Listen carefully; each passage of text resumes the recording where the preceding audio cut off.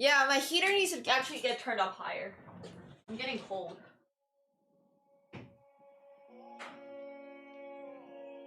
This is like, I like having my room at 26 degrees.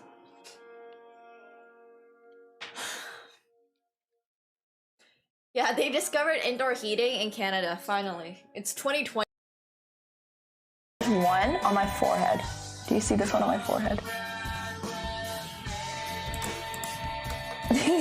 Hello. Hello. So, like, I have, like, pores on my forehead. Oh my god, this is way too close up. Hello. Nice check. Okay, but, like, I have pores on my forehead. Extreme zoom activated. Yeah, hello. I'm staring into your soul now. But there are pores on my forehead, and no girls ever look at you so what's up, chat? How's it going? But yeah, basically, like, I mean, obviously if you zoom in, you can notice stuff, but like, for example, this thing is here. Goodbye. See? But Tosh is weak. Oof. No skipping. Well, I can't skip. Oh, I can. It's fine. We're already here now. We'll watch the cutscene, I guess. Real boss time. Let's go.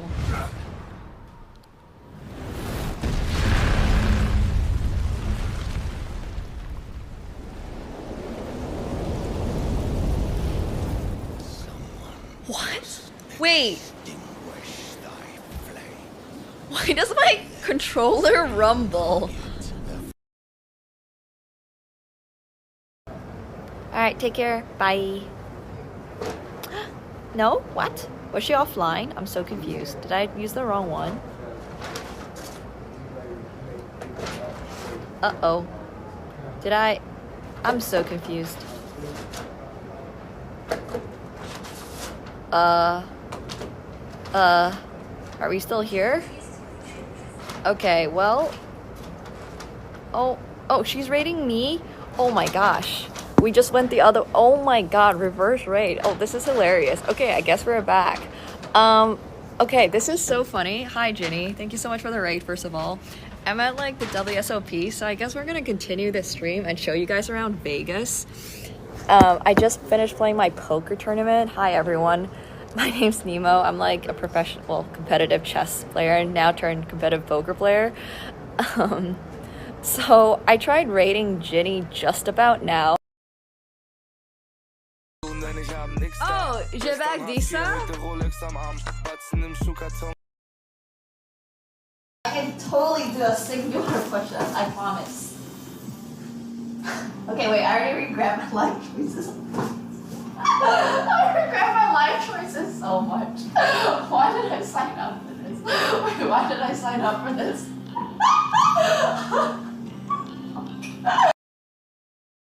Jasna Dupa?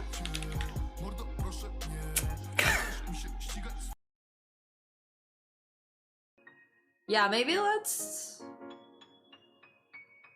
go, fuck. Okay. Nice. If everything works out this summer, right? As like, Krechik and I don't kill each other and find out we really hate each other in real life, we're going to do, like, we're hopefully going to see each other more often. Like, you know what I mean? Like if we, like, as long as we don't hate each other, like, I don't see why I'm not gonna go back to Poland, like, a little bit more frequently. So... Yeah. You saw me new lane. It was nice lane. pretty cool, I guess, to play bishop b5. Yeah, no, it's g5. I mean, bishop b5 is still equal, but I don't know. You can just take my knight. I can just Co ci panu zrobił? What the heck? Whoa. Okay, I just hit it. We're gonna see if it works. I was gonna make a startup trip, but I'm just continue. Because I don't want to go through your laptop. I don't run any startup things, but like. Open your channel, see if your chat sees you. Okay. Oh, I have Wi-Fi. Yeah, there is. It's the same one I think for the Aria. What do Let's you? hear it. Okay, what do you get when you jingle Santa's balls? Jingle balls, obviously. A white Christmas. I don't get it. Okay, never mind. Are you implying that Santa's balls are white? No, don't worry about it. Don't worry about it. What It's if he? fine. What if he tans nude at the beach? Moving on. How do you know? Maybe he's black from the waist down. How do you know what color Santa's balls are? Oh my god. Okay, don't worry about it. Let's go play our London only That's why match. you should never tell me a dirty joke. I don't like, it's 2023. We should imply what color Santa's balls are. Oh, yeah, Okay. that's what we were. Yeah. Is that not the joke? What's the joke? When you grow Explain it, up, please. when you No, grow can you up, play- you might get that I'm one. 21 years old. I want to get the joke. Can you tell me the joke, please? No. Thomas, you got this. 2 polls team. True? What team? It's like Schalke. Does stream hear it? My mic never picks that up. Alright, do you decorate for Christmas? Do you guys decorate? I got a tree today. I thought I wasn't, So you are but we also- finally did. Okay, this is just a good one. I Yeah. don't want to. No, I'm gonna save it for later. What is it? I'll save it. They were coming up with more ideas that I just saw. Oh no. I don't trust these ideas. I'm No, down, it's but a I question trust for nothing. Chcę kurwa bana! Mnie zbanuć, napiszę kurwa słowo retard, kok i kurwa cancer. I chcę dostać kurwa bana! Zreportuj mnie, Remigio. Type it correctly. Pierdolona, zjebana!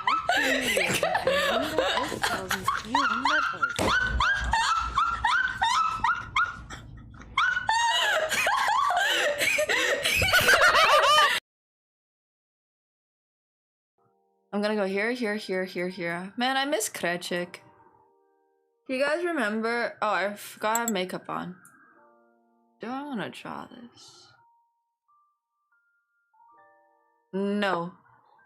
I miss the old days when Krechik had time to chill with us and do podcasts with us. This song slaps.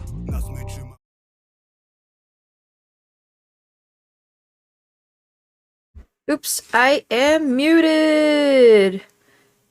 Hello. How's it going, guys?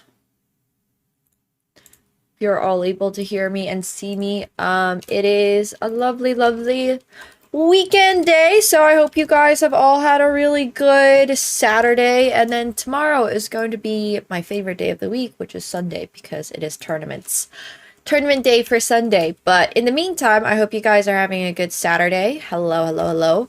We'll play some DMCA free holiday music. Hopefully I will not get DMCA'd for this, but something a little wintry perhaps.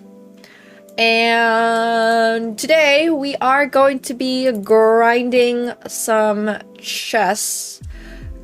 Feels fitting because we were grinding TFT earlier. If you saw my TFT climb, I have good news. I am currently Plat 3. So, the road to Emerald is alive and well. Hopefully we'll be able to lock up that at least $7,500 for Albius / the Danya Naroditsky Memorial Fund. But yeah, it's good. I have hopes. The boot camp is currently on pause because a bunch of folks are over in Paris for Paris Open. So the TFT Open, which is in Paris. And then yeah, it should be a good time. So I'm really excited about potentially hitting Emerald. Yo, Mega, thanks so much for the tier 1. Welcome back to your 67th month. Oh, I also hired a personal assistant to help out with all of the Twitch revamping. So we're gonna have icons. I swear. I know it's been a long time. I've been saying this for a long time, but I'm finally hiring somebody to do the icons for us. So we're gonna have icons once, I think right now they go up to what, 3 years? It's whenever Woohoot decided to, they had to take on a moment to focus on their own life. But yeah, we should hopefully have better icons for you guys all soon. But in the meantime, yeah, I mean, we need icons up to 5 years, but I think we only have icons up to like 3 years. That's my point. Like, we have some icons, but it's only up until like, I don't know, whenever Woohoo stopped making them is when I stopped uploading them. So I think there's a 3-year one, and then there's no like 4-year one, and there's no 5-year one. But anyways, we need to be making more icons. So yeah, the sub badges, correct. Yes. Originally, we never planned for me to stream this long. It's true. Oh, Joe made the last one. Oh yeah, that's true. Okay, so we're gonna have new icons for everyone. New sub badges. I mean, I don't know why I keep calling them icons, but it just makes more sense in my head that they are called icons. I guess I should message them and tell them that I meant sub badges, just so like I don't get a whole set of, I don't even know what. By sub icons, I mean sub badges. I forgot they have a name. So anyways, hopefully it'll be a good time, but we're gonna go out of the minion aesthetic. And then for today, since we are grinding every other game, you know, we won a poker tournament last weekend. I am hitting, well, yeah, they're gonna be something totally different. I think I'm ready to have something that are not minions. I've been like very, what's the word for it? Like open about what they're gonna be. So it's probably gonna be a mix of like poker cards, playing cards, and like Catsko and little cute trinkets like that is probably what I'm leaning towards. So I don't think they're gonna be chess themed for the sub badges, or at least like if they are, it's gonna be a few of them and it's not gonna be all of them. I currently don't have an idea for a consistent theme, but if they find like a good enough artist for it, I'm super open. But yeah, anyways. Yeah. Get ready to shoot down the first 496 proposals. Honestly, that's what ends up happening to a lot of these type of projects. A lot of these projects, I'm always like, yeah, I'm open, and then I get sent like 5 of them, and I'm like,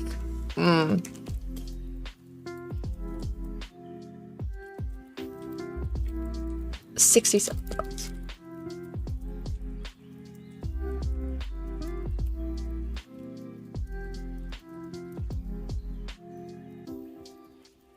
Okay, there we go.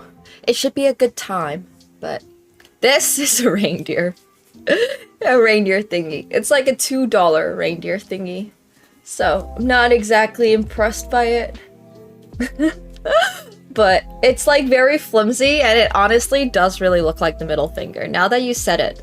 I have never thought about it that way before, but now that you say it, like if it was just one, like one side, I can absolutely see how this is the middle finger. That's actually really funny. Yeah.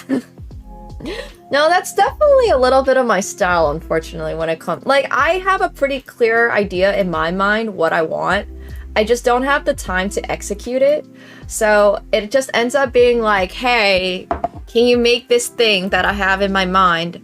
But I don't have the time to do it. And then when it comes back, it's not what I had in my mind. I'm like, why is this not what I had in my mind? But anyways, yeah, design is hard. I'm very, very, very picky about stuff. I really like the minion icons though. Those were super cute.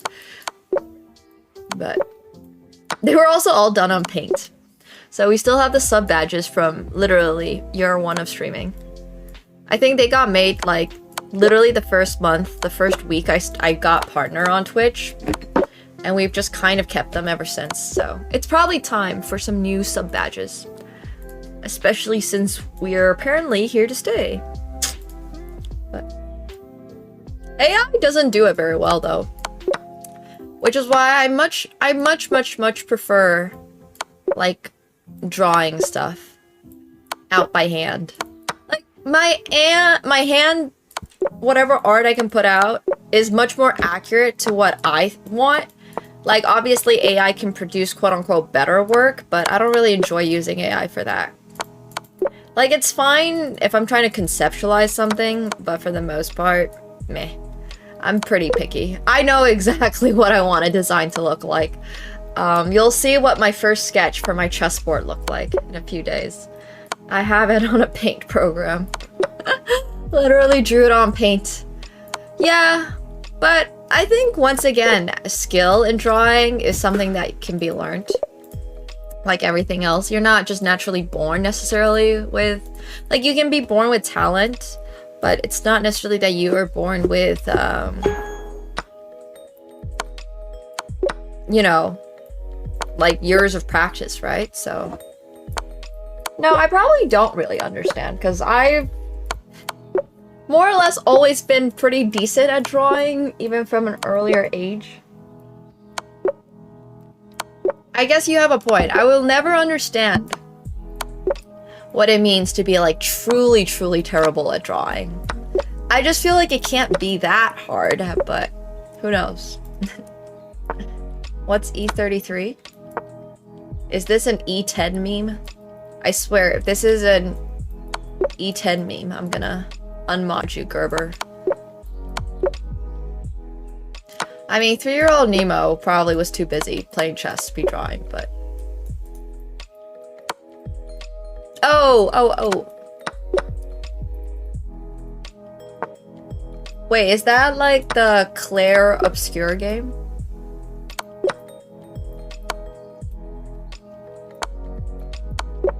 With the French people? That's kind of cool. Good for them. Probably means I gotta play it at some point. Sounds like a game that I need to play. They won like 9 awards. Hell yeah. That's awesome. Whenever I am done with the TFT challenge, I am gonna be on a bit of a gaming break. I'm not gonna lie. I am so ready to hit Emerald. I just want to hit Emerald. Like, my mind has been nothing but TFT comps for basically since PBE. So for the last 3 weeks, all I've like thought about are TFT comps and augments and items. And like, yeah, just trying to memorize every single unit and what it is that they itemize well with and all that stuff. So, well, I mean, I think that's the whole point of TFT, right?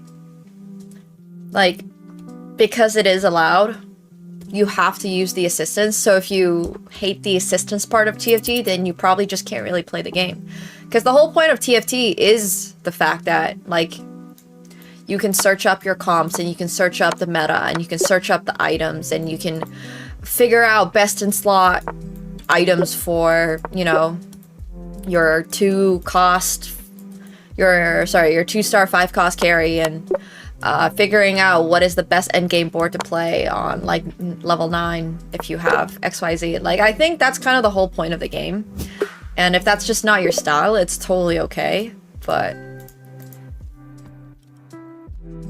yeah, I mean, the game is like completely just studying for a test, but it has slight variance elements in it. But I think that if you're looking to, my point is that if you don't enjoy a game that has that element, then why not play a different game? I think is more my point. Like, I absolutely understand if somebody prefers to learn naturally. That's great, that's cool. But my point is that TFT does not ban that, right? So like, if that's not what you enjoy, then you could consider playing a game like, I don't know, League of Legends, which has a lot more like clicking. You're not allowed to script, so you have to play against actual people, presumably. Although the enemy Zerath is always scripting. But that's kind of more my point. It's just like, maybe the game, like, you can't change the fact that people use assistance, so you gotta go do the thing where you maybe play a different game. Yeah.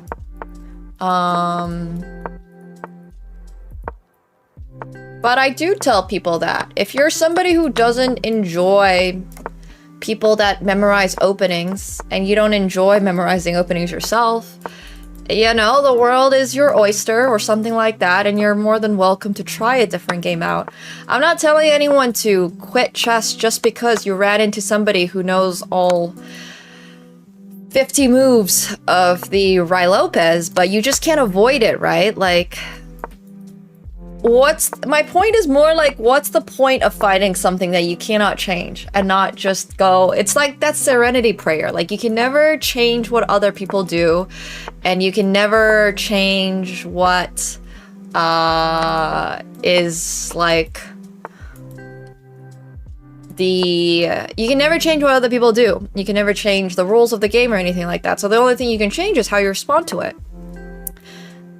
And like I said, I'm not saying anybody should just quit something. I'm just saying if that's not what you personally enjoy and you don't find that style of play fun, then you can also play a game that has less of X, Y, Z. It doesn't have to be necessarily memorizing openings, but if you don't like assisted like learning, for example, in TFT, then you can also choose to not play TFT.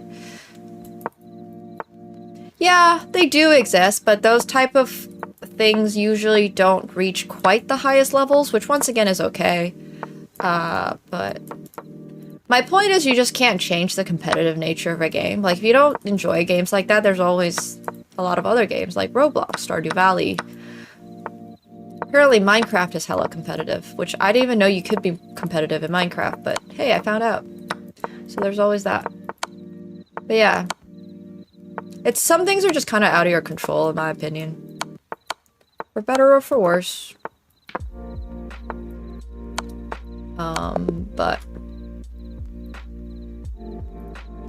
if you want to just focus on winning, which is what I try to do especially for like charity challenges like this one, where I do need to hit Emerald in a certain point in like a certain amount of time. I just don't have the luxury to just play whatever I want to play. Because if I don't hit Emerald, then, you know, Alvia Sanctuary and the Daniel Naroditsky Memorial Fund doesn't get $7,500, plus potentially more if I can stay in top 10. But yeah, I have until I basically get knocked out of the boot camp, so it's a bit of a complicated story. Right now they're on pause because of the competition going on in Paris. They're currently playing the TFT Open in Paris. So because of that, there's like a little bit of a pause. But after that, I'm obviously gonna have to grind, which is cool, but yeah, that's fair. That's valid. If you're very aware of your goals, that's super fun too. Like I tell people, you know, play things that you find fun, hopefully. Hopefully you find the way that you approach a game fun. And if you don't, that's when you can reconsider if maybe this is for you. And if it's not, that's okay too. Yeah. Oh no, this is protected. Ew, SpaghettiOs. I didn't really think about that.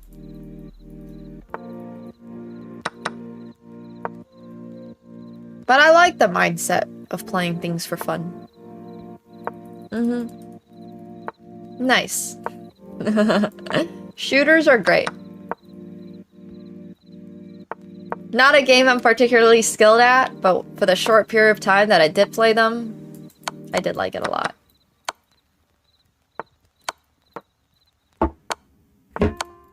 Yoink! I don't know. There's a difference between complete randomness versus like controlled. Like TFT has a lot of elements of randomness, but I would still say a lot of competitive people like TFT. Because you can sort of control it. Keyword is sort of. I know it's not exactly the most, sometimes it really do be like that in TFT, but it's like poker, right? You can control some of it, at the very least.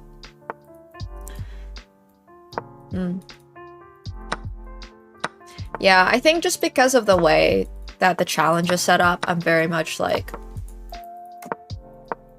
Like, it's great that you can play in your own time and have fun with it and all that stuff, but I just really have to hit Emerald. Like, this set for me has been all about just getting really, really good at it so I can give my shot. I mean, not even give myself a shot. Give the charities a chance at making money. Like, I just gotta hit Emerald, so. We'll hopefully do it. But yeah, I should have like about a little under a week, maybe. Judging by the pacing. I'm currently safe for the next 3 days, but after that, I gotta make sure I am, first of all, at Emerald, and then I also gotta make sure I'm in top 10. But Emerald first, then top 10. Platinum is like 1 tier below Emerald. So it's like the equivalent of climbing from 2000 in chess to like 2300 in about 3 days. Sorry, I mean a little more than that, 4 days. It's not the worst. It's like Plat 3 right now anyways. Could be worse. But then it wouldn't be a challenge, you know? It's fun to make things a little challenging. Gasp. No, I don't think it actually is, but like, I was just giving that as a very broad example. Emerald's probably closer to, I don't know, like 2,100 in chess, because Diamond, I would imagine, is, well, I mean, you gotta think about it this way. Chess just gets like so much more, like, it gets exponentially harder at the very top, and it's basically the same thing for TFT. So you only have like a certain amount of challengers, you only have a certain amount of grandmasters, a certain amount of masters in the TFT tiers. So I would say Emerald's probably like right around 2,100 would be my guess if I had to give like a 1-for-1. You know, I'm pretty sure Riot Games actually uses Elo as like their MMR. There's like a hidden Elo. I don't remember how you could measure it or check it in the past, but there was a way back in the day. So I don't really know what your expert level is, but for me, for example, expert level would be like 2,300. So yeah, if Diamond's expert level, then I would say Emerald's like right at around 2,100, which would make sense. That would make sense for me. So. Yeah. But Emerald would be pretty good. Is that true? Is that the stat? I actually had no idea that was the stat. That's a lot less than I would have thought.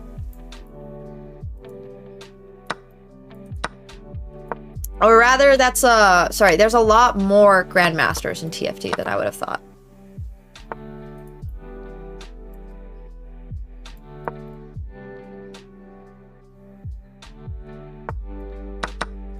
I don't even know how many TFT players there are in the world. Like, I have no context to whether or not there are more TFT players or chess players. Like, genuinely none. I do not know. Could be a complete coin toss.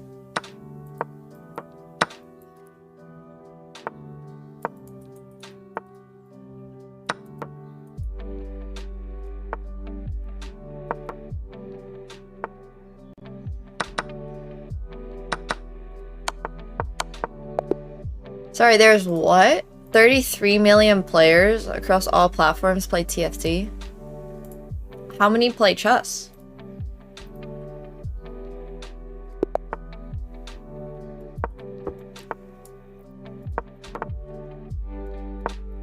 Yeah, that's also true. Like, how do you even count how many people in the world play chess? Because to play TFT, you have to have an account. More than 5, at least 5. You know what? That's true. That is a correct answer. At least 5.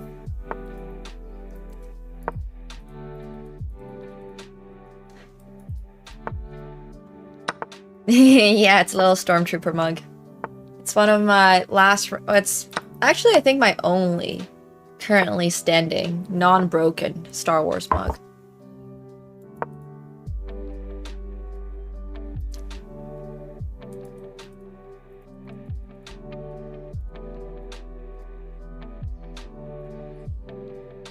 Yeah, I would never assume that someone who's 2000 in chess is like deserves the title of expert. But hey, anyways.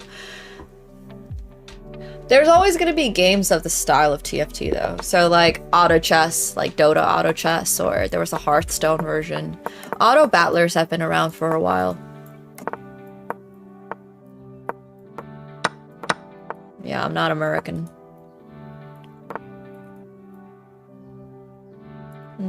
I guess. I guess not.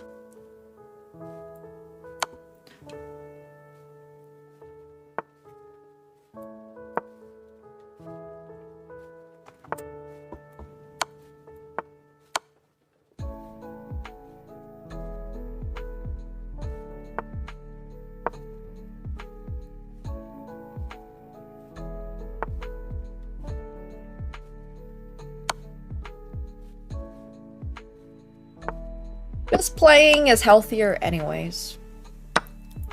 I don't know if like 600 to 700 million people around the world know the rules of chess. We might be a little bit lenient with that number. I would argue that sure, a lot of people have heard the word chess and think they know the rules, but like, I don't know, man.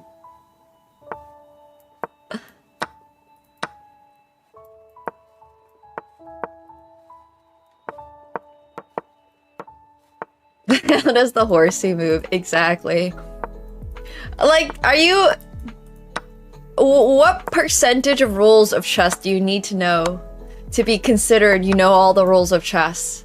Because I would argue that a lot of those people have no idea what en passant is and do not know about, like, the three position repetition is a draw type thing, or they don't know that, like, 50 moves without a capture is like a draw. Like, I would argue this. I'm sorry.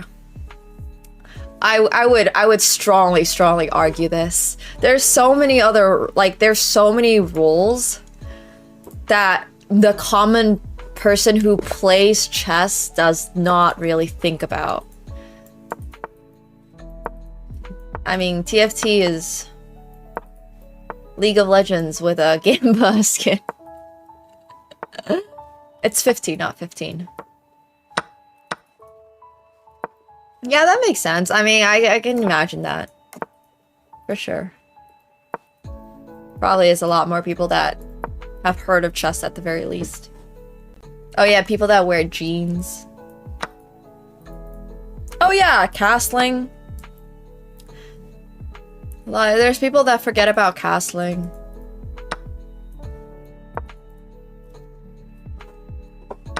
Or like, don't know about it, I guess. That's also a thing. I'm not sure. Chateauing. It's true.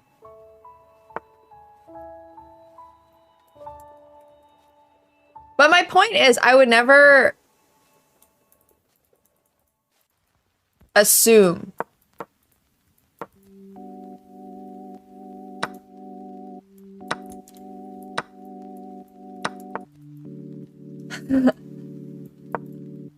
There's a couple of items in chess that are not welcome. I could have taken this.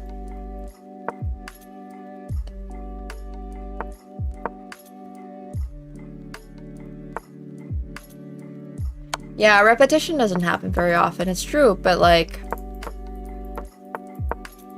what are the rules, really? You know? But my point is just more... I don't know if 600 to 700 million people actually play chess, is more my point. Like...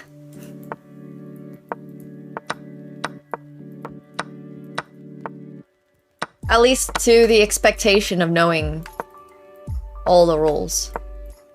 Yeah, like, you can dabble, which is cool. Totally fine. But 600 and 700 million people might not understand. En passant and castling and 3, like, repetition draws and etc, etc.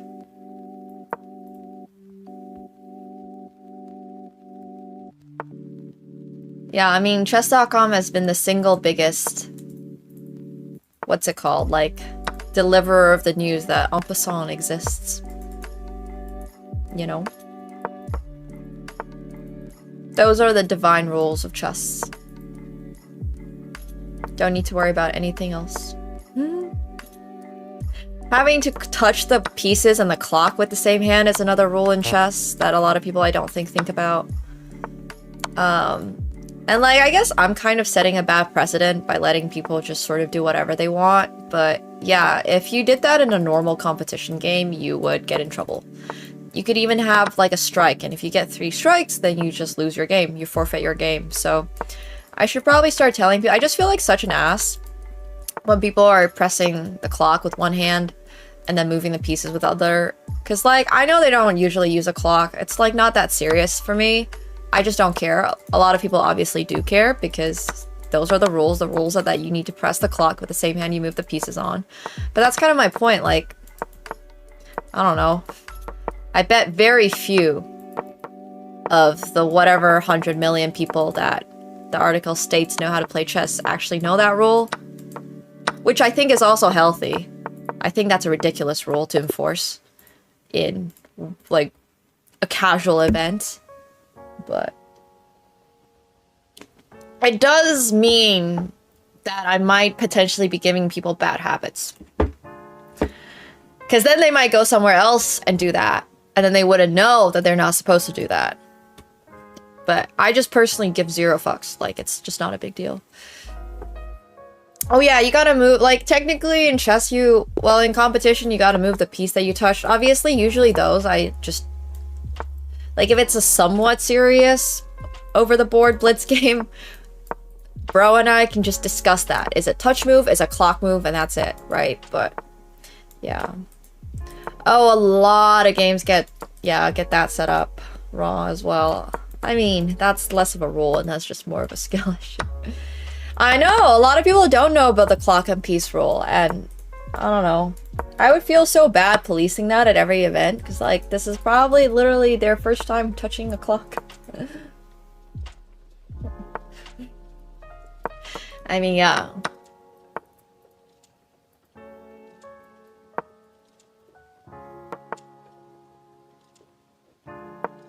I think there's a time and place for every rule. I like clock move if we're playing casual blitz.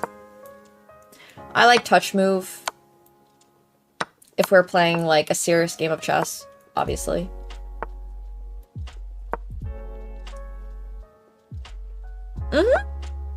Just say you play 960. Exactly. Easy peasy.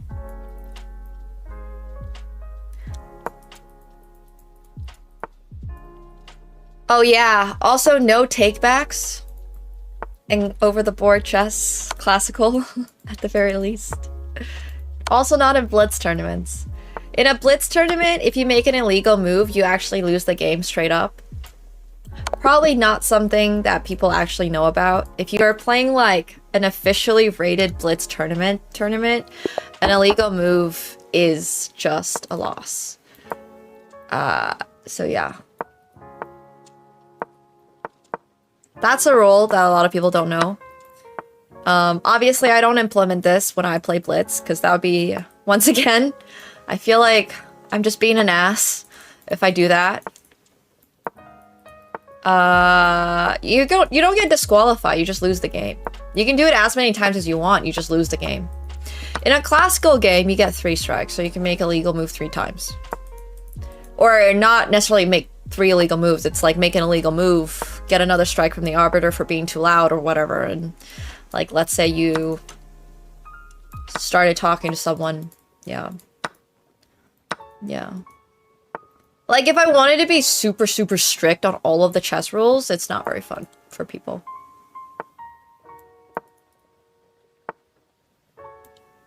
There's a ton of really weird rules out there. Or like not weird, just rules that I don't usually personally enforce.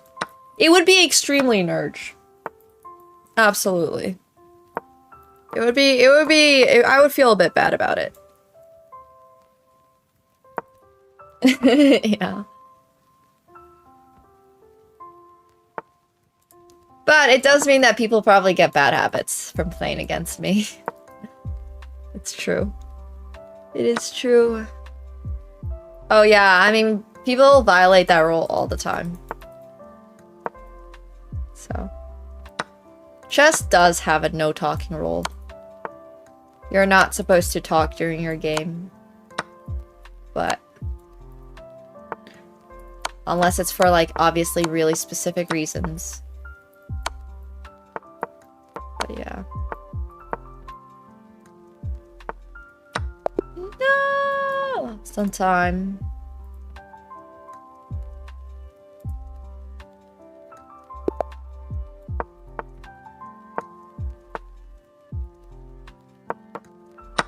Yeah, I don't know. There's a lot.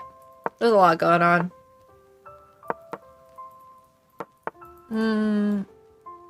You're not supposed to do that, Yomers. But that's why I only play chess in a more casual environment. Like, I only play in places where they're, like, whatever rules of the game are mine. Like, I can decide how many takebacks somebody gets. I can decide if my opponent needs to press the clock with the same hand. I get to decide, like, how much we can talk or, you know, like, I just wouldn't play the game any other way just because, yeah, if you followed every single rule of chess, it's kind of just, like, okay. Congrats, you're moving little wooden pieces on the board. This is really fun. You know, so I think it's a lot healthier to take it in, yeah, everything in context, exactly. I like the contexts I play it in. Dude, I had a girl once when I was playing World Youth Chess Championships, literally, like, made a move. And then I made my move. And then I went on a walk, and when I came back, she had swapped her previous move from before and I was like, hey, yo. And obviously I went and complained to the arbiter, and she had even, like, written down what her previous move was on her score sheet, because you have to write down your move when you play chess in classical chess. And she had, like, scribbled it out and then, like, made that move, and I was literally like, yo, look.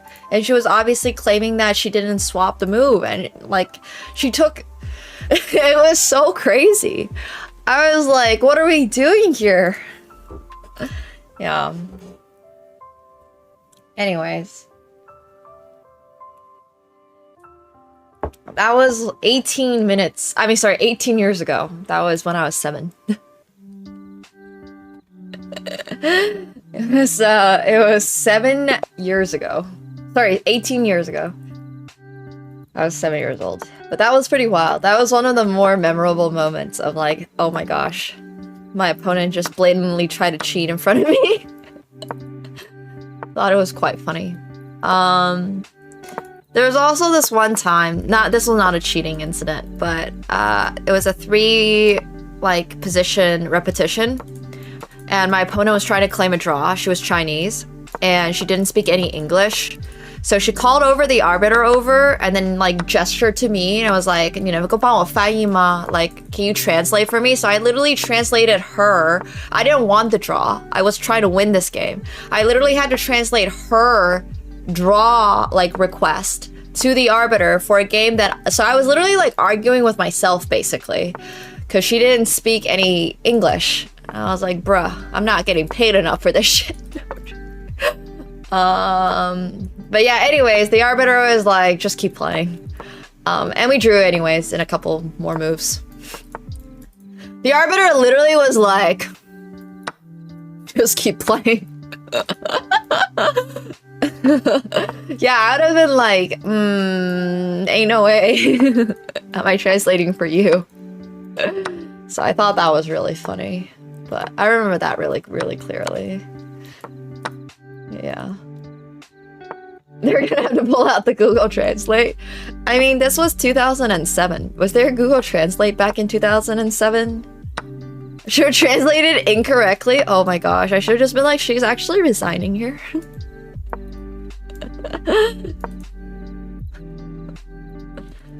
But yeah, that would be really, really funny. I don't think I knew that. Yeah. They're gonna have to hand gesture it out. Oh, another fun rule about chess that you guys probably don't know. If somebody points out that's not involved in the game, an illegal move that's also not the arbiter, if somebody else points out a move on your board, then that move is like invalidated. Like, if somebody makes an illegal move, and let's say your opponent's dad spots it, and they point it out, that move is actually like valid, like not obviously still not a legal move, but it's valid because you can't get outside like help like that. I found this out the hard way. I actually had a game where I made an illegal move and my opponent's dad pointed it out, and then at that time I obviously didn't, like, I was 5 years old and I didn't know about these type of rules and stuff like that, but that's how you kind of learn. Like, there's so many random arbitrary rules in chess that I've never thought about really until it happened. So yeah. Google Translate was launched in 2006. I bet it was real bad in 2007. I don't know. I think Google Translate isn't the worst for Chinese. It's not like great, but obviously there's much better software now for that type of stuff. Yeah.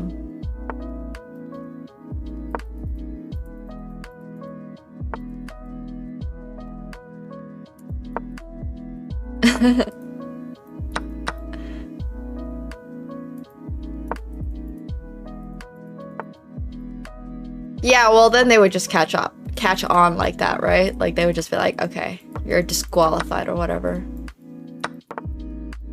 Can't do that. But there's so many random arbitrary rules.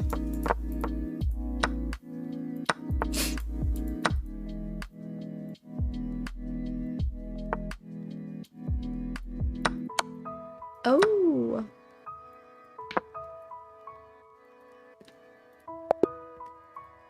Yeah, but like, there's a lot of overbearing parents at these type of chess events, which is why there's probably rules like that in place, so parents can't just, you know, go around wrecking havoc.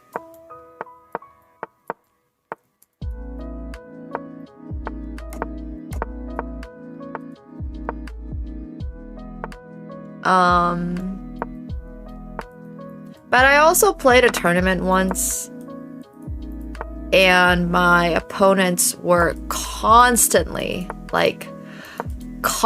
having a conference basically in the hallway next to my game. So like, I would be playing board 1 for that tournament. I was playing under 18 when I was 15 at the North American Championships. And like, there were like these stronger players in the open section. I was playing the under 18 section, so the under 18 open section had like an international master rate. And like, they would just congregate in the hallway, like next to my board, and they would discuss moves and like games and stuff like that. And because this was held in not my city and not my arbiter, no matter how many times my mom complained or like our, you know, head of delegation complained, they would never, ever, ever punish those kids.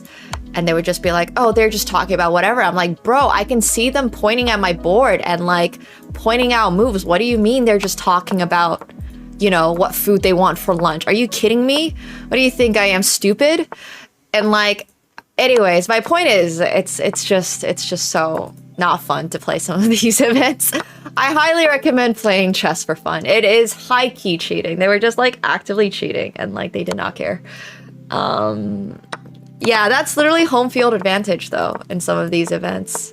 And there's just nothing you can really do about it because you can complain all you want and they'll just be like, no, no, no. And then there's no like, you can't do anything about that. That actually reminds me of rules they have at certain poker tournaments where like you have to, I don't know if it's a rule that you have to speak English or something like that, but there are certain rules that are literally for this intent and purpose, like you can't cheat, etc. So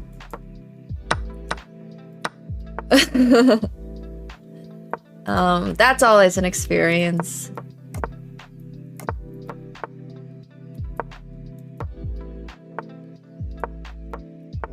Trying to think if there were any other funny moments in life.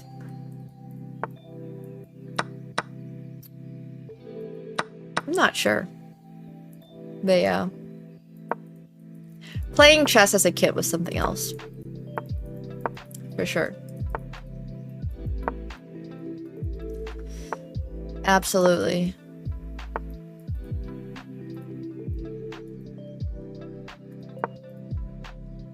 Wouldn't wish it on my worst enemy.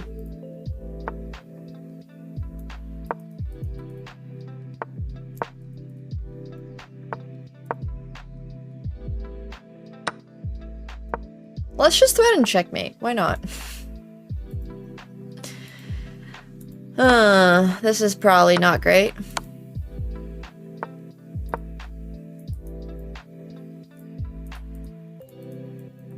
I haven't seen my grandparents in like 10 years.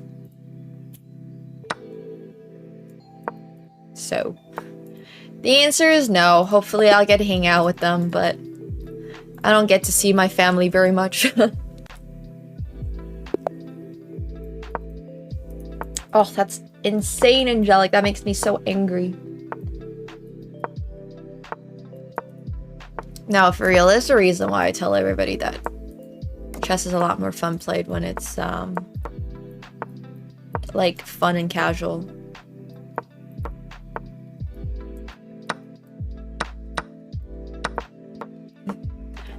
Everybody in my family is in China. Basically. That's awesome. Violin's such a great skill to have. I love violin.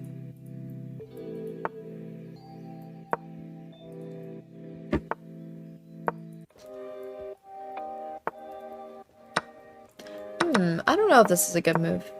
But I can block this way, so it can't be all that bad.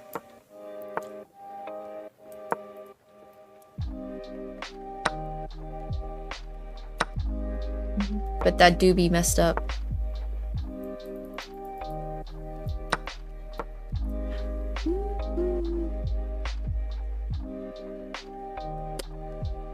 Yeah, I would live in China for sure.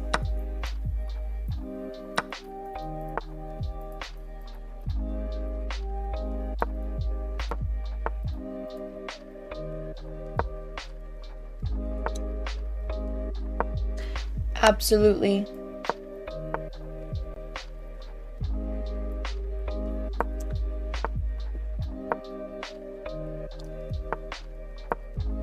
It's okay. I feel like we all carry something that we're not all entirely too sure about, but it's with us, so, you know, we either handle it or we don't. But those are the options.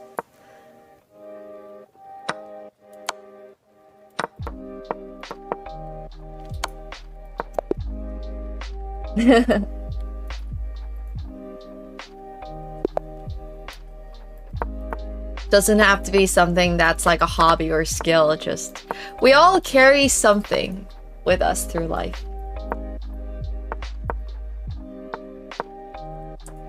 And it'd be like that sometimes.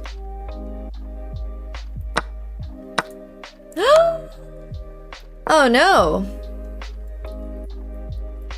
They do be like that.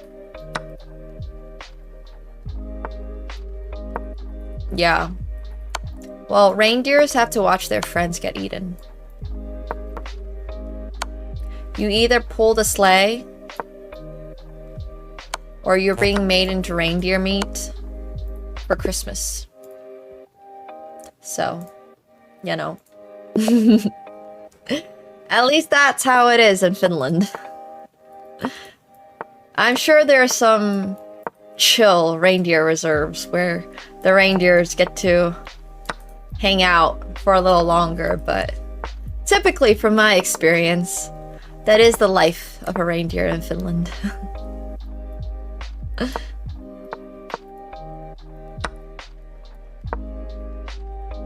In life, you can either be Rudolph or you can eat Rudolph.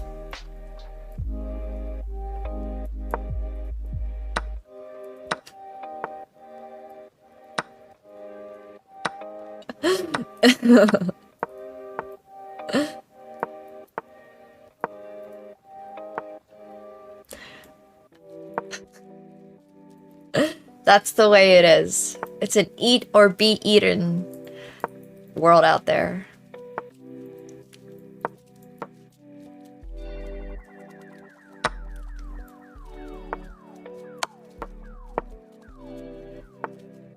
Yeah.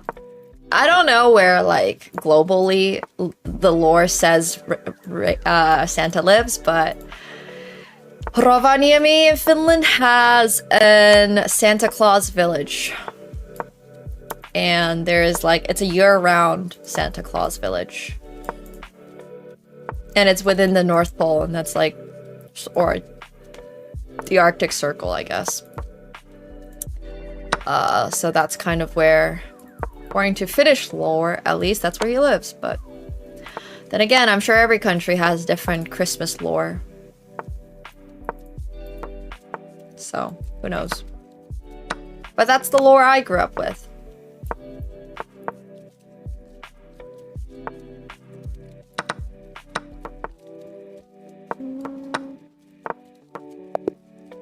Yeah. I only lived in the US for 2 years, so I'm pretty, like, indifferent about the US. So I guess kind of automatically it would just be Finland. But I didn't particularly love living in Finland just because it was so goddarn cold. Like, I was just freezing all the time. But I also just don't know that much about living in the US. I wouldn't say that living in LA is like a very average US experience. In fact, living in LA sounds like the least average US experience. I feel like you get very specific LA experiences and not so much just, yeah. K-Town is not very indicative either of all of LA. This is also true. I ate a lot of Korean food. I had so much Korean barbecue. Went to my Asian shopping markets all the time. Had a ton of Korean desserts and snackies, and I don't think that is also very indicative of living in LA. To be fair though, I did go to like the Grove and stuff a lot, but yeah. Oh, that's so cute, Yomers. Finland doesn't really do the little trolls and Yule bucks, but I wish they did, because the little trolls are so cute. Nordic, I love Scandinavian Christmas culture, but I also really like Norwegian specifically, because Norway has all the little trolls. Not like the bad kind of trolls, the cute kind of trolls. Oh yeah, I would go to La Brea tar pits all the time. Or right around that area is where my boxing gym was. I love the Trader Joe's around there. I used to go to the Trader Joe's all the time. Yeah, I don't even really know what is like normal US. I'm not really sure. It was K-Town. I've been pretty open about the fact that I lived in K-Town for 2 years.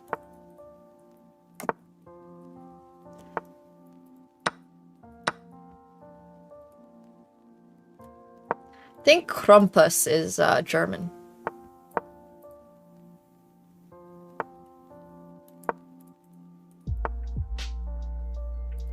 But I also don't really know.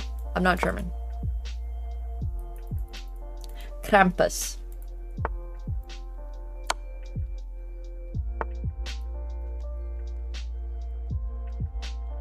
Yeah. I learned 0 Korean. I can say 감사합니다. That's it. I don't even really enjoy K-dramas or anything like that, so my Korean knowledge is literally 0. 안녕하세요, something like that. But yeah,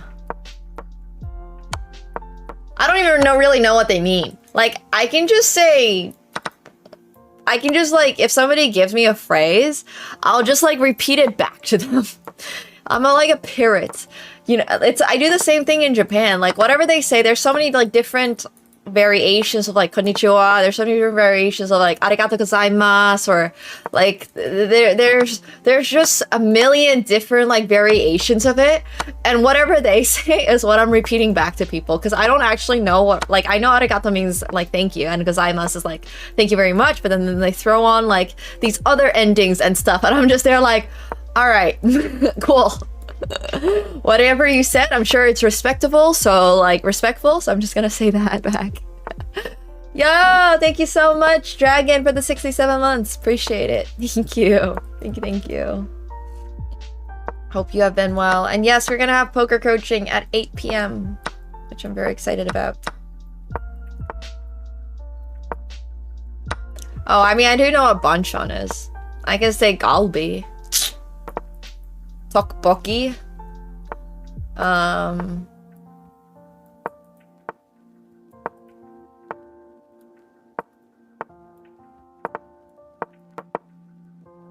Yeah. I guess I can say all the foods in Korean. Gochujang. We're nailing it.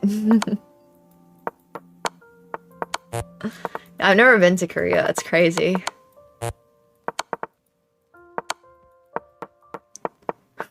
There is all my Korean knowledge. Korean barbecue. I can say bulgogi. Yeah. Oh yeah, lots of beauty products. Except I don't think they mean anything. Those are nouns. I don't think nouns count.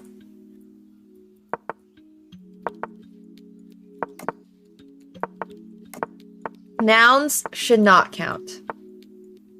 Or, yeah.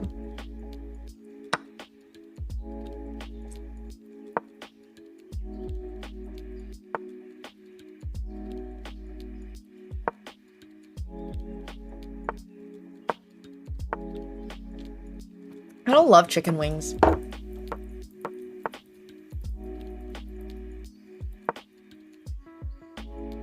One day I'll go to Korea. One day. I've been saying that forever, and then every year I just book another trip to Japan. But one day.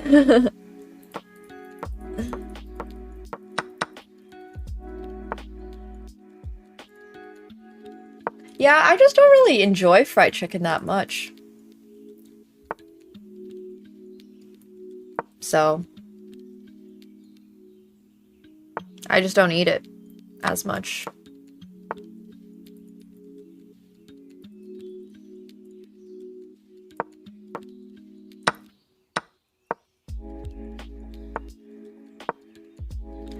Japan's my favorite place in the world.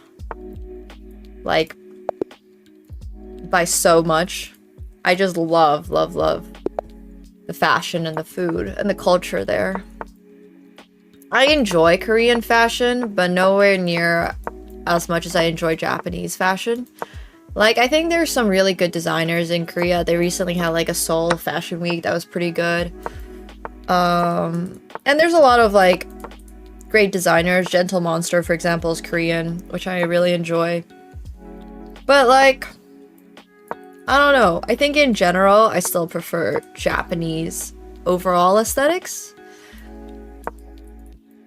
But I could also just be extremely biased. In Japan, not only can I not remember like a negative experience I've had in Japan, I also cannot remember one that was based on my gender. Like, in the nicest way possible, I more or less get ignored.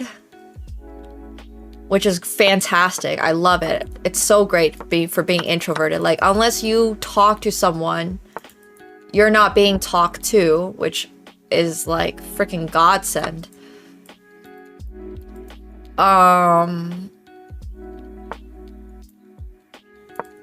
So yeah, I can't really think of any negative experiences I had.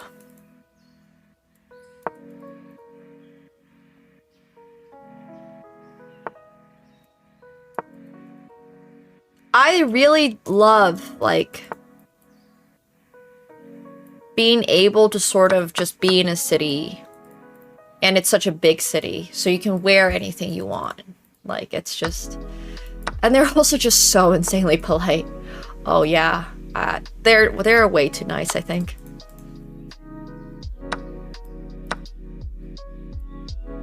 Like, they need to kick more loud people out, etc. But, you know, I think it's awesome. That's interesting. From all of my friends that are girls, I don't think anybody has told me about their own negative experience, so I've had really, really, really chill experiences there. I've never had any bad experience, much less like relating to my gender. But yeah, I love Tokyo. Tokyo's my favorite, and then Kyoto. I've been to Osaka twice as well. There's some really good food in Osaka, but I would say Osaka is not quite my vibe, which is okay. Still, like, one of the best cities in the world to visit. I would visit Osaka over a ton of other places, but like, if you only have 2 weeks in Japan, I just wouldn't prioritize Osaka, if that makes sense. I would definitely prioritize like towns around Tokyo and Kyoto. I would go to Nara, I would go to Uji. I really liked, I can't remember it now, Kamakura. I really like Kamakura, which is kind of close to Tokyo.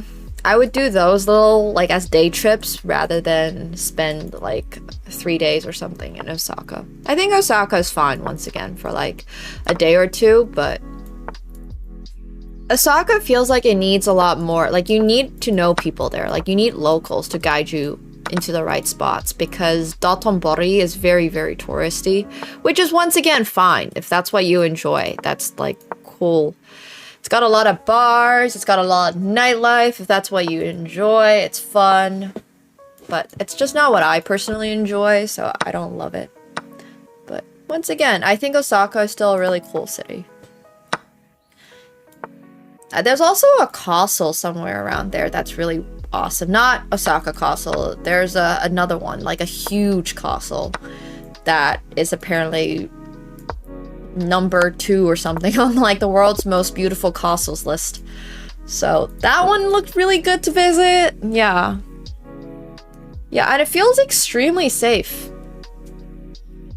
Oh, Himeji. Yes, it's Himeji. But I'm also talking about extremely personal experiences that I've had.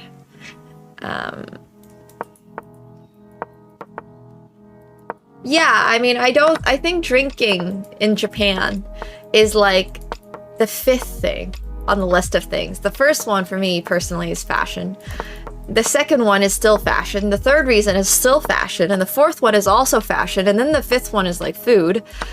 But after that, then there's like, you know, culture and arts and, oh my gosh, the cleanliness. Like the fact that people do not litter. They take their trash home because there's no trash cans. They unfortunately had this case back in like, I think the 90s or something, where somebody was putting nerve sarin into trash cans around stations and stuff. So people, like a couple of people died and got poisoned, and they just ended up pulling out like old trash cans. So people just take their own trash home. And there's no littering on the streets and stuff. And I think that's really cool. Not that obviously it happened, but the fact that there's no littering, like, at all. Oh my gosh, they're like, the best toilet is just everywhere. Like, you cannot have a bad toilet experience. I hate dirty toilets with a passion. And Japanese toilets are so clean, like so clean. Yeah. Like, unbelievable quality of toilets. Every toilet is a bidet. Exactly. It's so good. No, I think the cleanliness is great. Yeah, public toilets are usually not very, you know, fun, so. Oh, that's so cute, Hydro. Ah, that's the kind of stuff I love.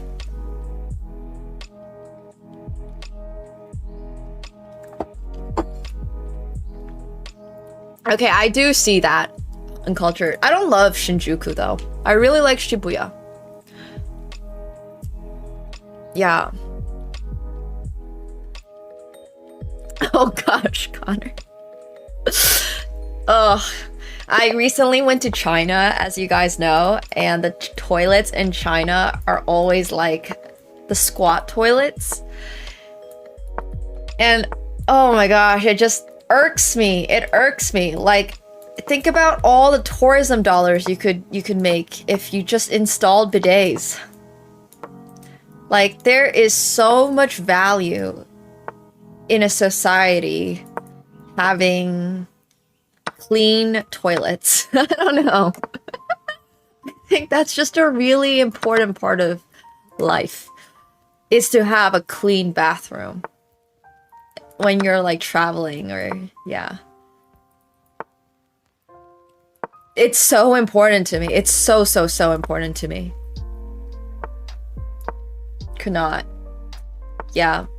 I would definitely say the toilet quality in Japan is like one of the main reasons to travel in Japan.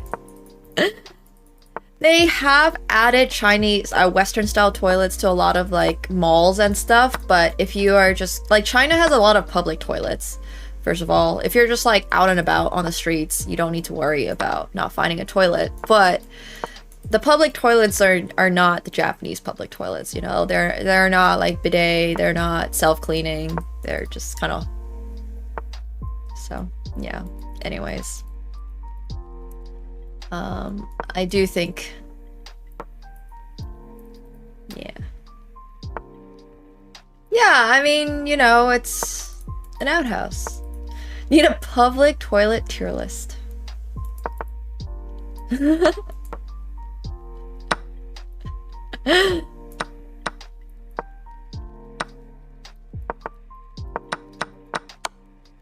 Yeah, I don't know.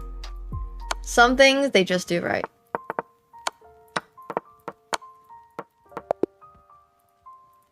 They will have to invest a lot of money into upgrading, like, or implementing Western style toilets. Like, I definitely think that's something that China will need to do. I mean, I make vlogs, which are really... Vlogs are kind of like, you know, Japan tour guides in a way. So...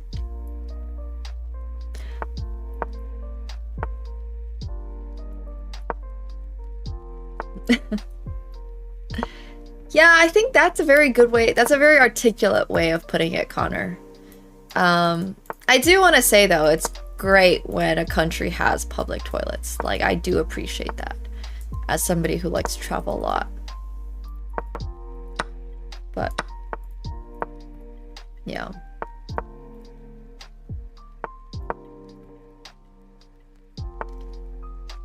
I remember when I was at my grandparents' place as like a little kid, and they had a room that had a toilet in it, like a Western style toilet, and they just used that room as like storage space because they didn't use that. I'm like,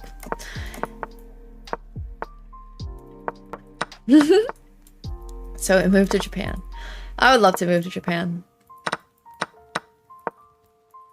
one day. I don't think does New York even have public toilets? That doesn't sound like something New York even has.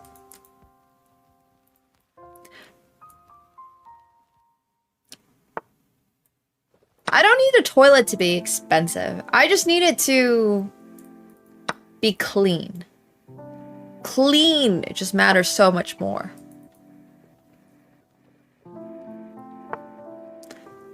I don't, but like I mentioned, it's just that I want it to be clean.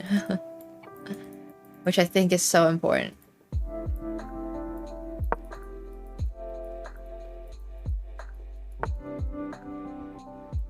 Ew! Japan. Why Japan is my favorite place in the world to visit.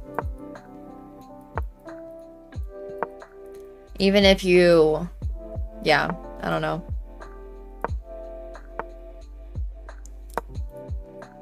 Everything just feels so whimsy there. It's great. Like, you don't have... I mean, like, obviously there are big corporate, like, companies and stuff, but there's so much, like, local family-owned businesses and shops and all that stuff, and it's so, like, things are just a lot more affordable. Food, travel, like, train tickets, everything is just way more affordable there. So you don't feel bad about, you know, taking the train, going places. You don't feel bad about buying a croissant because it's not going to be $10. It's going to be like 100 yen to like 300 yen or something. So like $2, and I don't know. It's just, it makes such a big difference in life when you don't feel like you're getting price gouged on everything you eat and everything you drink. Yeah. That is very unfortunately true.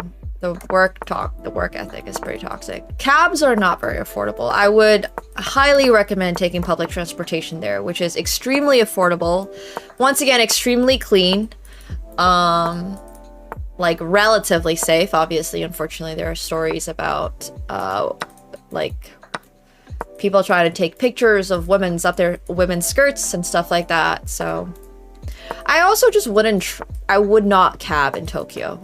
You're just getting stuck in traffic like 90% of the time. Just take the train. It's so much faster. And they actually come. Oh my gosh, the trains actually arrive on time. Can you imagine? Yeah. And like just like harassment in subways and stuff like that. That unfortunately still happens. I've never personally experienced any of that, but I have heard stories and I've been told to be careful. So there's that, but in general, I would say the trains have been very clean though, and pretty safe. No weirdness. I did once accidentally ride the Osaka loop twice because I could not figure out for the life of me where I was gonna get off. Their trains are, their train system definitely requires a little bit of cognitive thinking. You do need to put a little bit of thought into where you're going, which station you need to get off and transfer on. Because, yeah, it can be really complicated. I was so confused about where I was going. Like, oh man. I was just like, bro, what's happening? But there's like just a million different trains out there and it's all good. I love trains. They actually go places. It's crazy. Can you imagine your train actually taking you places? Like, yes, you need to think a little bit about where you're going. So, oh, we can untime him out. You just can't write that message. You can't use the S word, unfortunately, but you're obviously good. Yeah.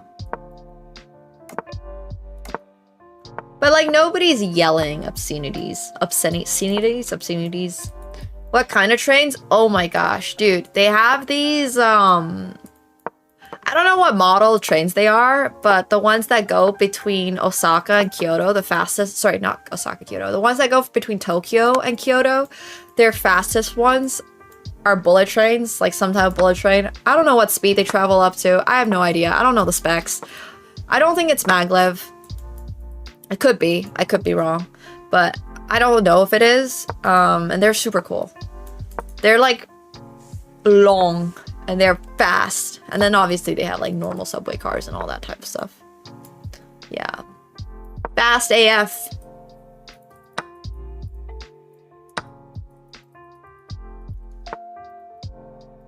Thanks, people that actually know trains. I've actually taken the BART. Yeah. I've taken it. Hey, it goes places. Look, I'm a big fan of literally anywhere in the world that has a working public transportation. Because one of my least favorite things to do is be stuck in traffic. Like, nothing annoys me more in life than being stuck in traffic.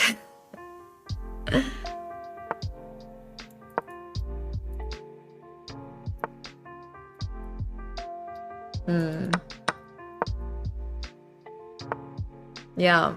No, that's cool. Trains are fun. Yes, same. Same. Train, like public transportation that's both efficient and safe is so good. Ugh. That sounds terrible, Yomers. That sounds terrible. Well, I actually don't take the train all that much in France, just because it's so cheap to fly in Europe, but... Like, yeah, I mean, I take the metro when I'm in Paris. Depends, though. In Paris, I usually just walk. Cause, like, I don't know, it's so cute and whimsy to just walk in Paris. I used to scooter a ton. Before this year, before they banned scooters, like those electric lime scooters, I was a menace on those. I would take that everywhere. Park in places I'm not supposed to park.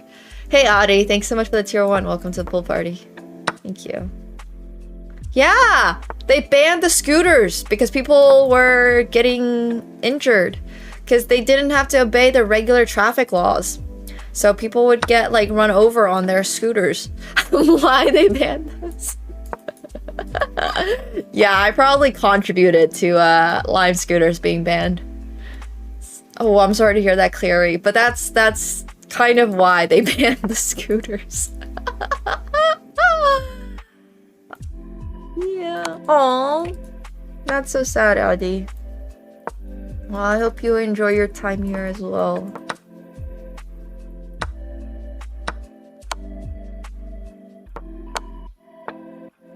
Thanks for joining us. Those things can go fast. If you're not careful, you can definitely get yourself into a bit of a pickle. So... Yeah, they, I think Parisians just complained and they took out the scooters. Scooters are gone. No more scooters. So. Yeah, probably like Uber Lyft lobbyists or something. I really don't know. Oh geez, I know that sounds terrible. Oh gosh. Yeah, I've never had a bad crash on a scooter or anything. I don't even think I've gotten remotely injured on a scooter. My scooter experience has been really chill. Are you just complaining? I know. What else is new?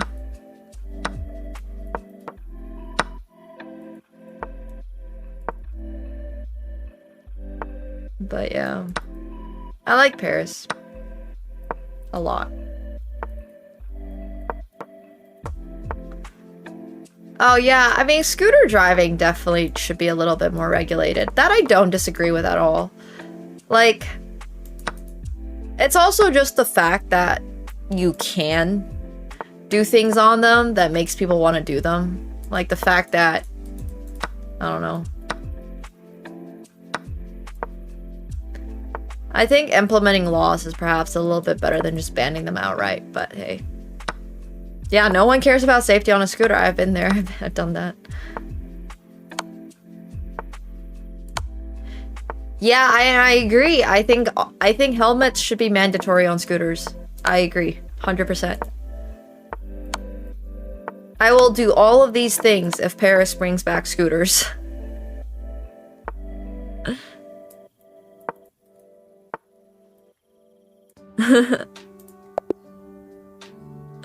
No, I 100% agree, though. Like, yes, driving on a scooter is not that safe. You should absolutely be taking precautions to protect yourself. And, like, yeah, there should be laws so you cannot be a menace to society while on a scooter.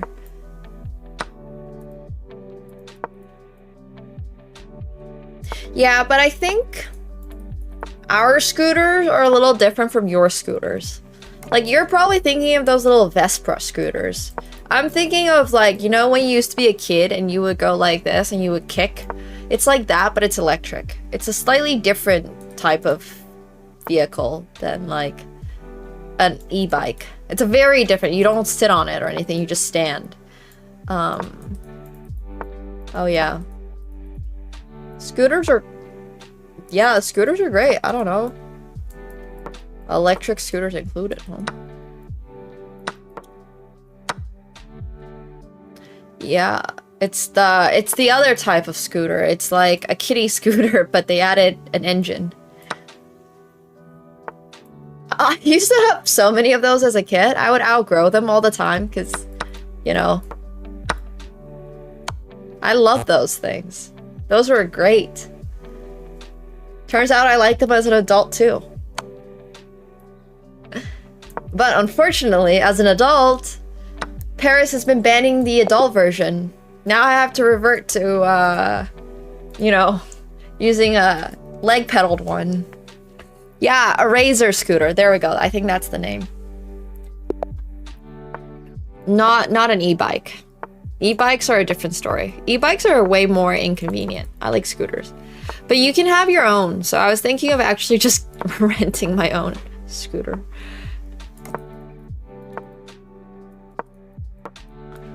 Wow. Speaking of all of like the traffic problems, whatnot, have you guys ever drove in Rome? Because what is happening in Rome? Oh my gosh. I went to Rome for the first time ever, maybe 2 years ago. And I have never seen driving as bad as Rome, and I have never seen parking as bad as Rome. Apparently, they drive on sidewalks, they park on sidewalks. Everybody drives these little like smart cars, so they're half the size of your normal car because you can't get anywhere in Rome. So you gotta and you can't park anywhere in Rome. And it's just a complete like free-for-all. It's a complete free-for-all. I swear. Like, driving in Rome is literally like a Fortnite map. Dude, I don't know what's going on there, but like they need to collectively all go take some driving lessons, and maybe they need to build some parking lots somewhere because the city, yeah, it's so big and so dense. And what ends up happening is that all these people are driving their little smart cars to work. They get to work and they're late. Whatever the reason is, there's nowhere to park. So they just park it in the most convenient place they can find. Where is that most convenient place they can find? Whatever corner they can find. If they get a ticket, they get a ticket, because that's better than having to go and find parking. And they're so full of road rage, and they love to honk. And yeah, I don't know what is going on in Rome, man. The driving is absolutely insane. And they do not use lanes. It's literally Mario Kart out there. I wouldn't be surprised if somebody like started throwing green shells out their window. Dude, everything is literally parking in Rome if you try hard enough. It is literally just, if you can park your car, if you, it's like a cat, right? If your car fits, it sits.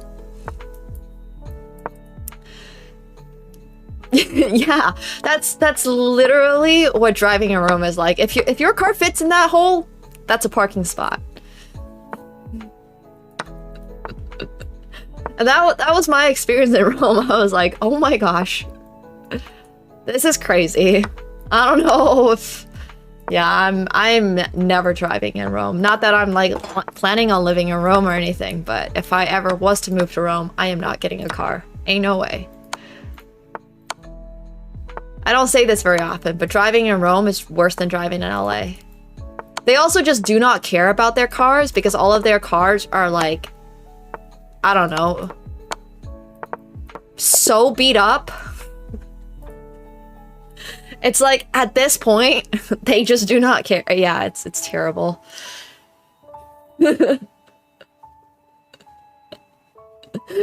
It's actually just terrible.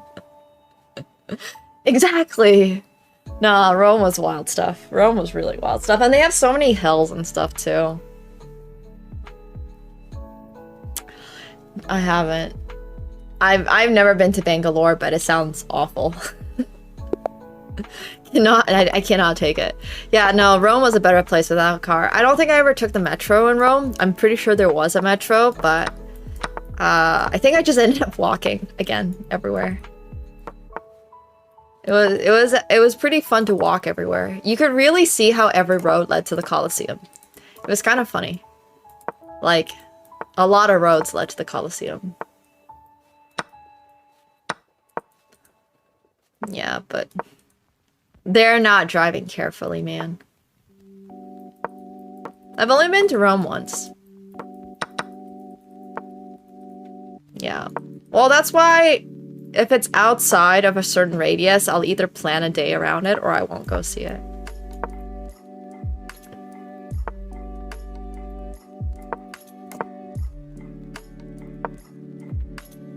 The food was so good. I love the food in Rome. So good. My favorite pizza. Actually, surprisingly, not my favorite pasta. So, you know.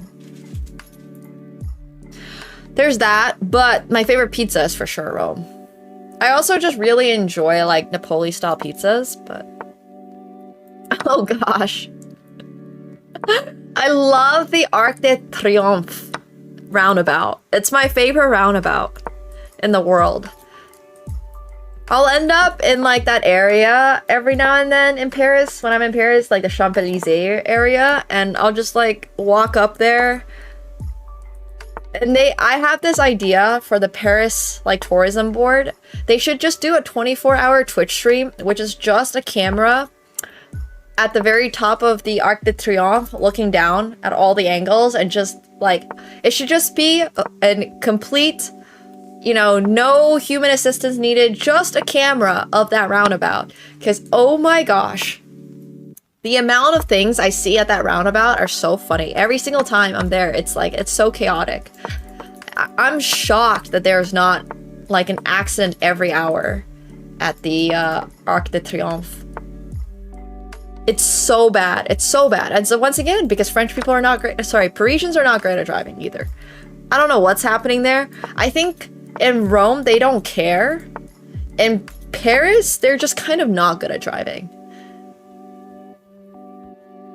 That would be funny.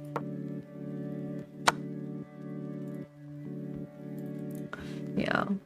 I don't know. We should just bring back horses. You can't mark the lanes. It's Paris.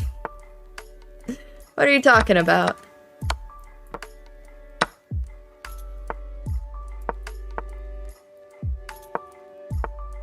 I mean, I'm too bad to play in that open tournament, but if I was good enough, it would have been fun. I assume. Apparently a lot of people bought tickets and just didn't show up. Thought that was interesting.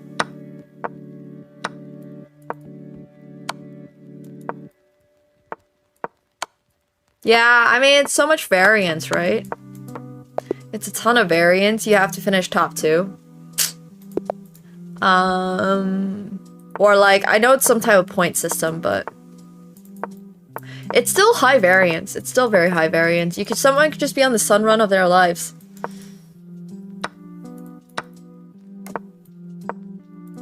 Happens. Happens all the time. Obviously not just from TFT.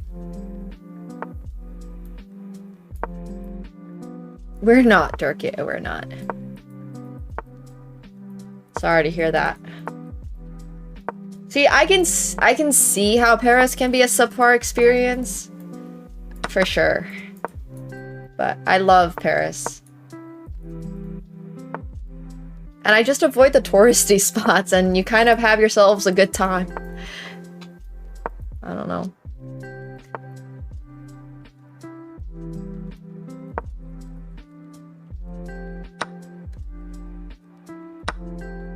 That's crazy. Oh, I'm a big Paris person.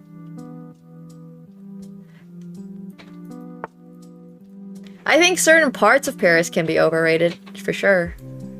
But, no, Paris has, like, arguably some of the best pastries in the world. I mean, Japan's a close second, I would say. Japanese have really mastered their craft of, like, just a lot of things. The best eclair I've ever had in my life was in Japan.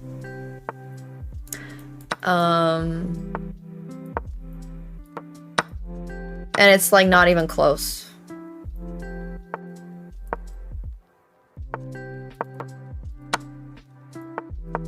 Yeah. Japan is so great. Freaking love Japan.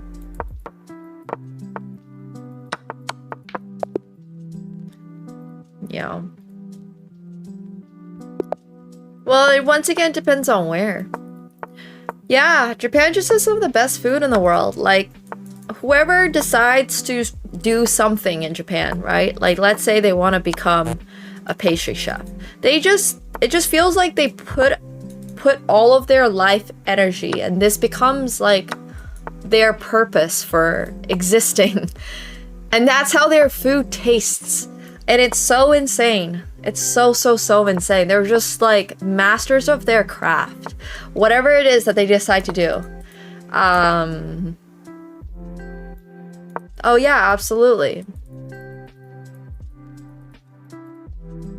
They're so good.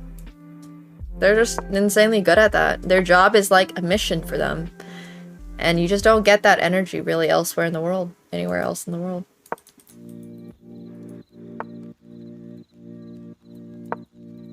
But yeah, I mean, like I said, I'm not much of a party club person, so I don't know how you ended up at one of those kind of events. Yes, and you can be like a master of specifically making sushi rice. Not even just like, you can be such a niche skill too. You can be like the single best omelet maker or something in Japan. And like a very specific type of Japanese omelet. Or you can be the best at, like, I don't know, man. There's so many specific things. But it really feels like being insanely good at one thing is highly, not necessarily rewarded, but like, at the very least encouraged. If you can do that one thing really well, people will love you for it. So, yeah. You gotta go to Japan. You gotta go to Japan.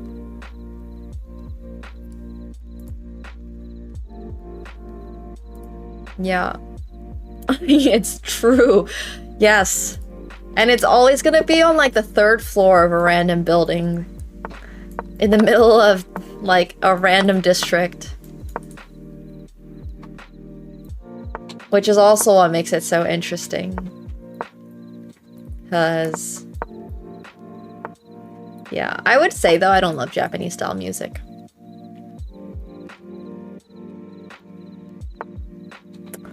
But there really is a subculture for every single thing in Japan. Whatever you want. There's somebody out there. Nice, spurious.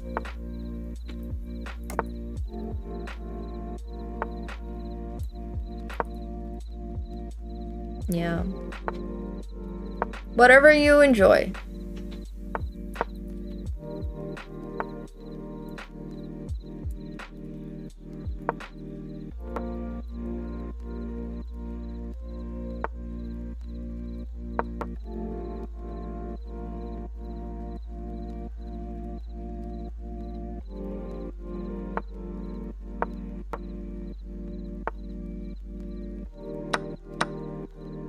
You sell a beer called City Pop? Jasmine Rice Lager? I have not heard of that before. I don't think I've ever heard of a rice beer. I have never had a rice beer. That's really interesting, actually. I've had like grape beers. Like more, or aged in barrels, like wine barrels or some type of barrels, but that's kind of cool. Heineken is a rice beer. Can't say I am a huge Heineken or Budweiser fan.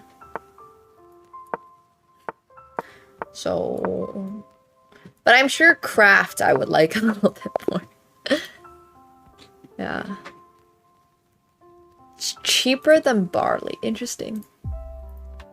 Yeah, that sounds good. I mean, you can talk to me about the rice. Is it Yamada Nishiki? Is it Omachi? I've been brushing up on my rice studies for sake. I love mead. Please don't call it honey beer. It's mead. Mead is great. Sugar in my alcohol? Say less.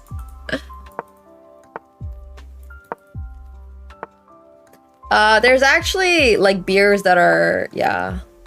Oh, that's cool. There's a lot of really cool,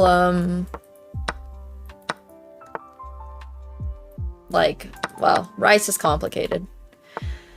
I'm not gonna get too deep into it, but there's a couple of different types of rice that are used for sake and for brewing and stuff, and they use that type of rice instead of like regular rice that you eat because of certain properties and whatnot. And with sake, there's like a little polishing ratio thing.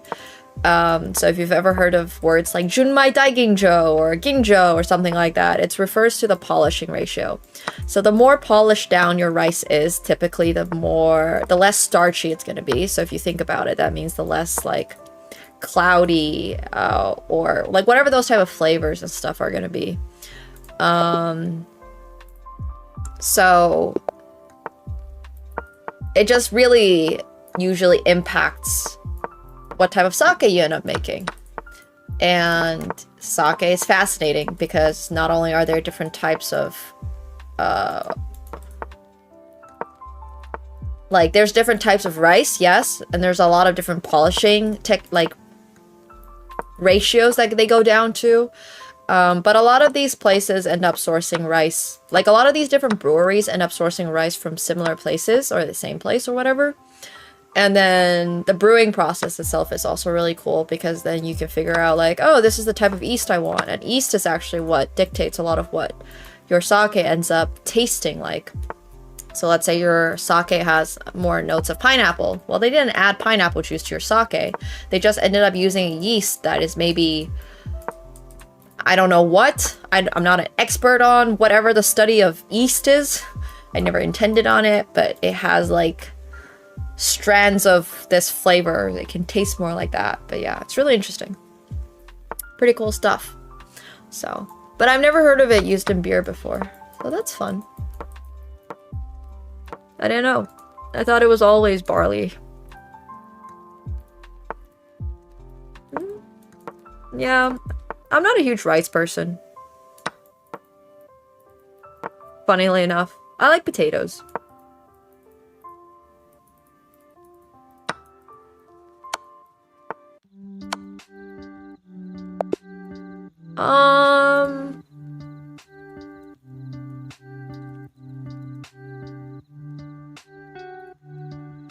There is, I'm pretty sure there's koji mold, but koji mold and yeast and sake are not the same thing. I'm pretty sure. It's like they have different jobs in brewing, in the brewing process. So one of them converts rice starch into sugars, and the yeast is the one that actually turns it into alcohol. It's like a double, what is it called? There's a word for this when it's like a side-by-side reaction. It doesn't actually mean that it happens like one first and then the other. Sometimes it is simultaneous, but it is both. Definitely both. There is koji mold and yeast, but maybe it's the koji mold that makes the flavor rather than the yeast. I don't actually know. It's some chemistry stuff that I do not know about. I am not working on becoming a sake brewer. Thanks, Mustard Goon. Why do you guys just know this stuff? Look at all those organic chemists in the chat right now. But yeah, that would make sense. But there's still yeast in your sake. What koji you use is the important part. Or what impacts the flavor, I guess. But there's still yeast, because you can't have alcohol.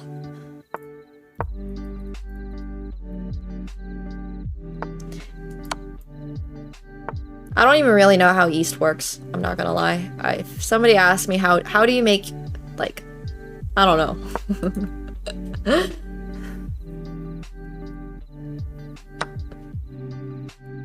Oh, that's cool.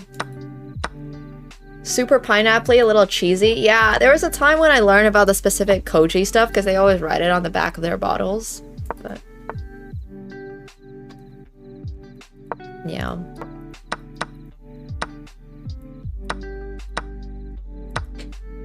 Thanks. What am I gonna do with the information that yeast are single-celled fungi? Like, now that I know this, what am I gonna do with it? Jokes aside, it's good to know. I can't wait to pull this out. Whenever I like end up on Jeopardy or something, and it's gonna be like, so answer this question correctly and make win $5,000. Yeah.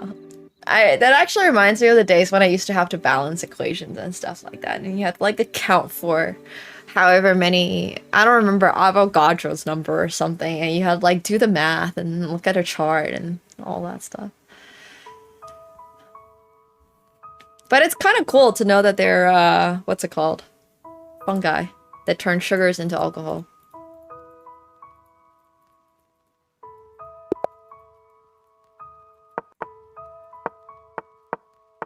Avocado is constant. Exactly. Fun guy!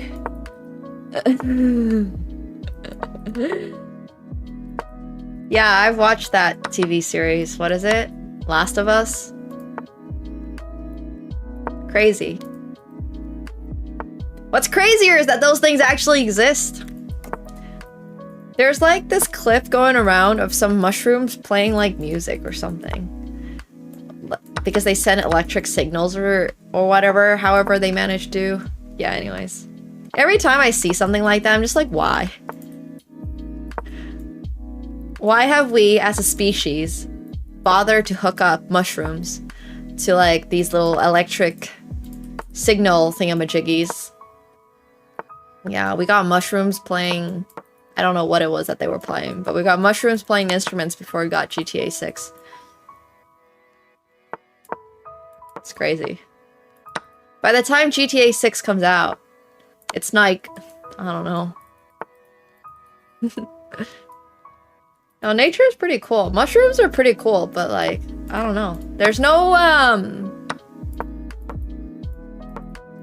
mushrooms are really, really interesting.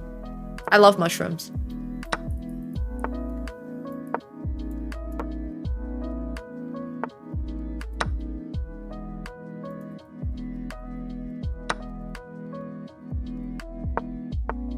They're also really yummy to eat.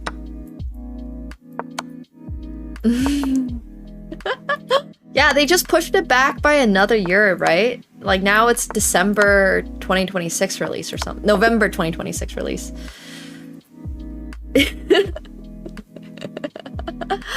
That's just insane. Nice, Pharaoh. Yeah, I wonder what they're working on at this point. Like, I don't know, man. Feels like the game could have come out by this point. Hey, Chibi, yo. Thank you so much for the 42 months. Appreciate it. Thank you. Thank you. Thank you. Hope you've been well as well.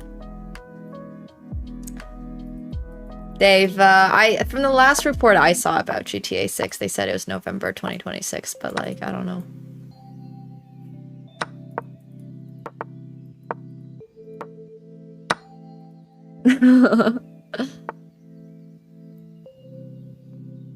Yeah.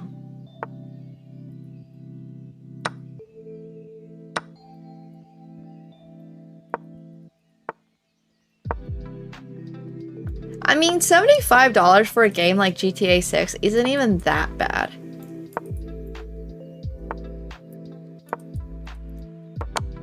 What really gets me is how every edition of Mario Party is $82 or something.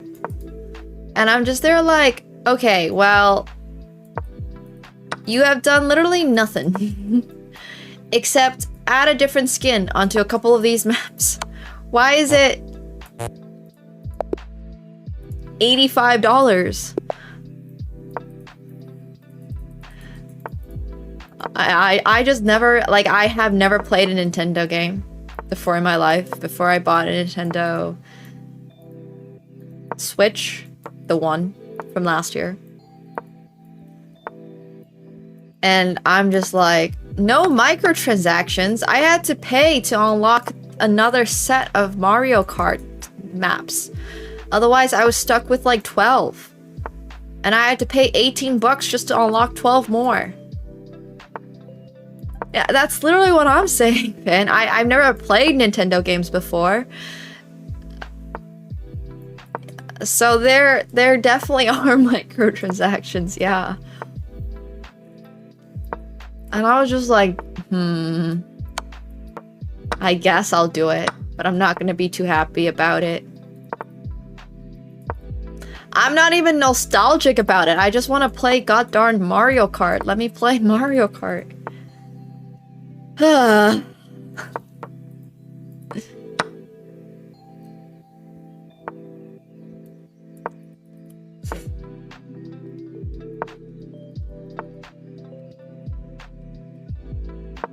I don't even really know what a modded Switch is.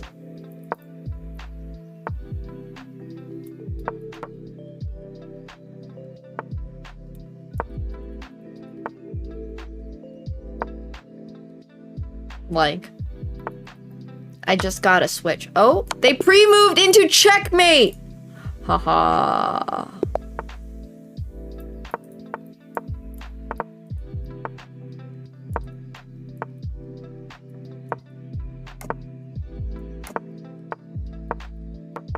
Oh my gosh. Having to make an account for everything these days also gets on my nerves.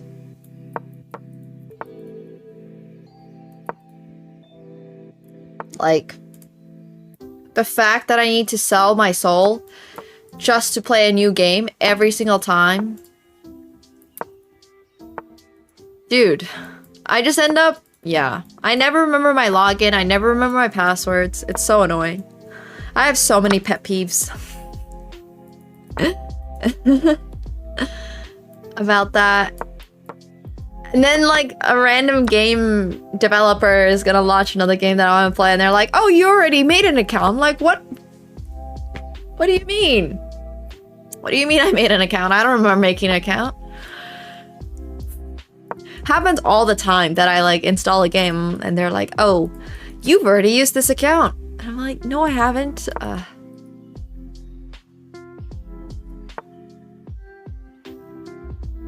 Riot makes it convenient. It's true.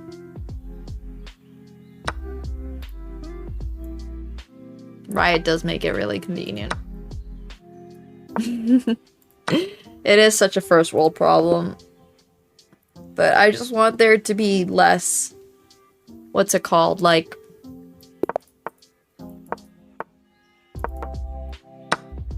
My biggest pet peeve is you've already used this password before. Because there will be so many times when I have to reset my password because I don't remember it, and then the message I get immediately after trying to make a new password is that you can't use the same password as your last password. I'm like, sorry, what? I think that one gets on my nerves the most. It's just so annoying. I'm just like, bro, what do you mean? What was my last password? Because it wasn't this. I don't know why you're saying it was my last password. Ugh.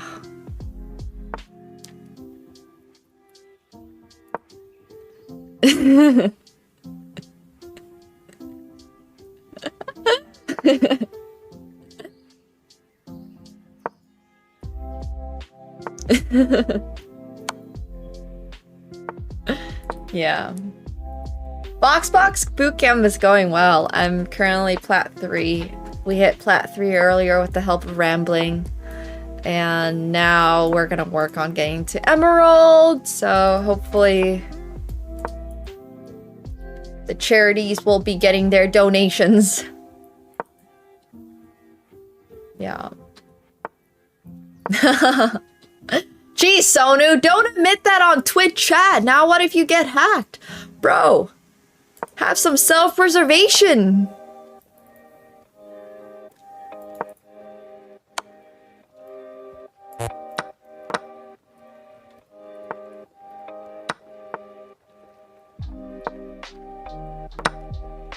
Yeah, I gotta hit Emerald.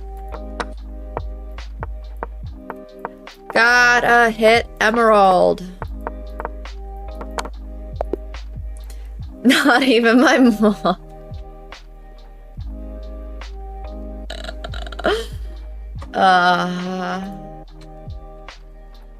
No, I swear. I think I don't like password managers very much, but obviously gotta use them. My second grievance, like, it's good that we have all these 2-factors and stuff, but then sometimes I forget where I set 2-factor to. And I'm just like, great, do I even still have this phone?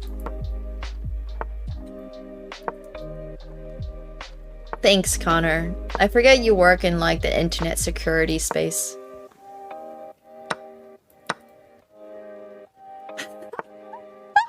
The password manager is Catsko.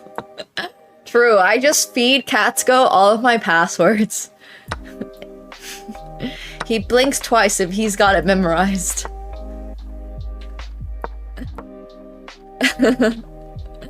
That's my password manager right there. That's hilarious, Nork. Oh, man. Oh, yeah, whenever my, TV never remembers that I'm, like, logged onto YouTube, I guess.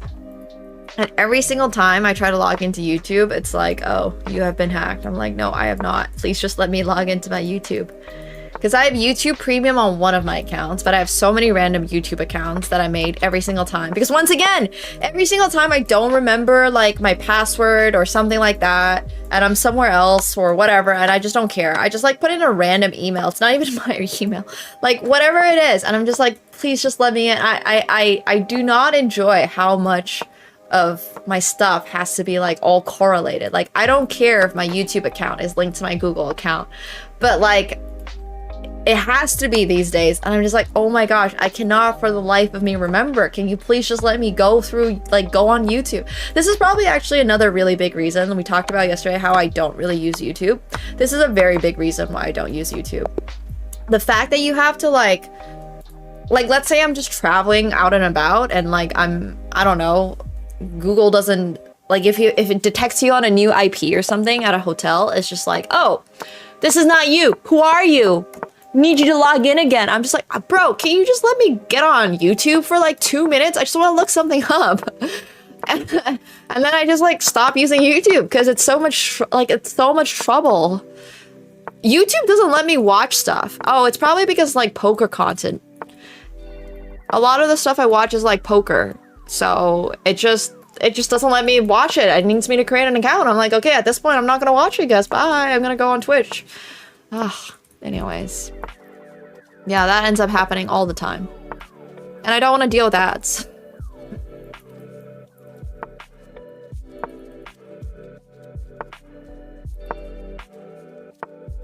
Yeah. Oh, Chinese apps always require a phone number. But at least if I remember my phone number, I can get on. If I don't remember my Google account password, it's over. It's GG. I can't use anything in the Google suite.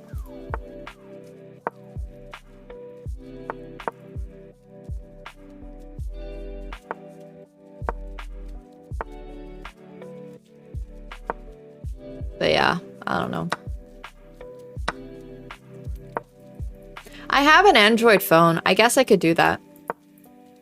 I've never really thought about doing that before, but now that I know I can do it, I would consider it. Didn't add enough recovery info, yeah.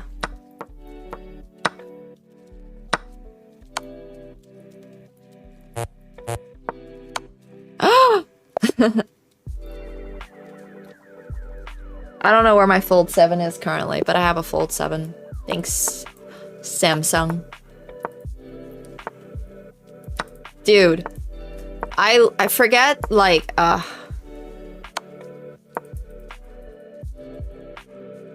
but that's why I got 2 phones. Actually, I have more than 2, but anyways. I also just never respond to text messages, though, so it's, like, not even an issue.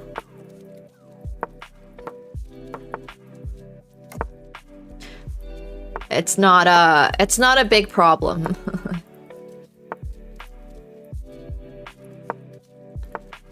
I strongly dislike. I don't know. Could be worse. I could be getting audio messages.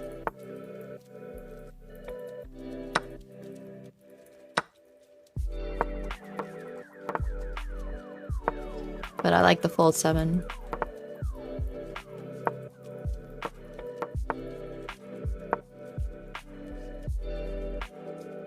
I had someone call me the other day, and I don't know how or who it was, but I was literally like, bruh. I literally will randomly block numbers that call me, and who knows, maybe it was something that, like, I'd given them my number at some point. But, like, for example, if I get a call during a stream, I will literally just press block. I've probably missed so many payments on, like, completely random arbitrary things because I assume every email and text message ever is a scam message. Like everything. I've literally had my phone like disconnected before because I thought that the text message telling me to pay was a scam, so I didn't pay obviously, and then turns out it wasn't a scam and they just were like, okay, you didn't pay, so you know, yeah. Oh, I've definitely done that.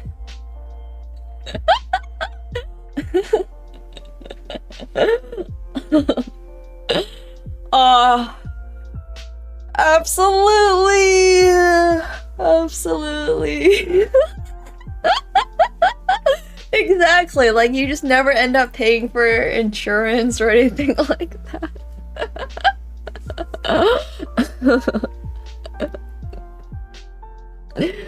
Oh man. That's so true though. Oh, I don't know. But definitely there's I am not a person. But I've had this conversation with my friends and they're like, oh yeah, it's so bad.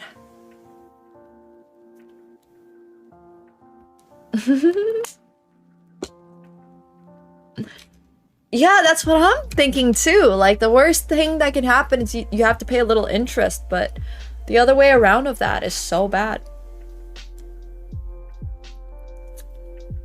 Exactly. That's literally what I'm thinking. It's just so bad if you actually like end up whatever that happening. For sure. Oh, it's terrible. I feel bad for you know, poking fun at elders for falling for scams and stuff like that. Dude. It's crazy these days. Nothing is sacred. We are gonna become those elders. Exactly. It's gonna be like a free-for-all out there. Oh, you know, I've actually wanted to watch The Beekeeper. It's one of the very few movies that I guess I would actually watch on a plane, but I might try that again. I gave up on it. So, anyways. Yeah. I know, it's true, Finn. It's true. It's so bad. It is so bad.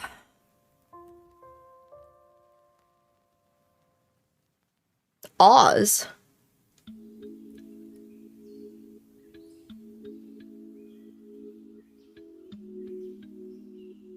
Oh no! Sorry to hear that, Ismar. Who knows, man? Who knows? Anyway, stay safe out there. Stay safe. Don't fall for it. Don't fall for it. I don't know who Jason is, but... Oh, I've heard of that one. I've never watched it myself, but... Yeah. Sounds like funny content, though. That's not really funny. Aussie's call. Oh, like Aussie. Okay, got it. I understand now. Alright, we're gonna be swapping over to playing some poker, and at 8 p.m. we are going to actually get some poker coaching, which should be fun.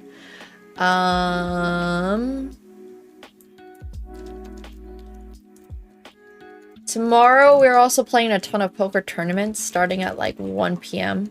I think, which is the 10k guaranteed. Yeah, it kind of does. I gotta put on the Gamba requirement, which also means if you're watching on YouTube, make sure you're swapping over to Twitch so you can watch the poker content as well. Yes! Tell me all the jokes, please! Bonus points if it's Christmas related or Christmas themed.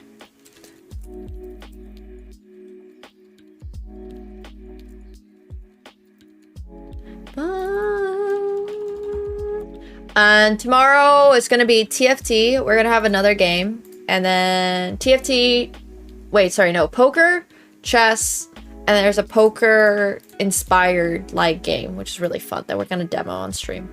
All right, if you're watching on YouTube, make sure you come over to Twitch so you can watch the Twitch channel. I'll see everybody on YouTube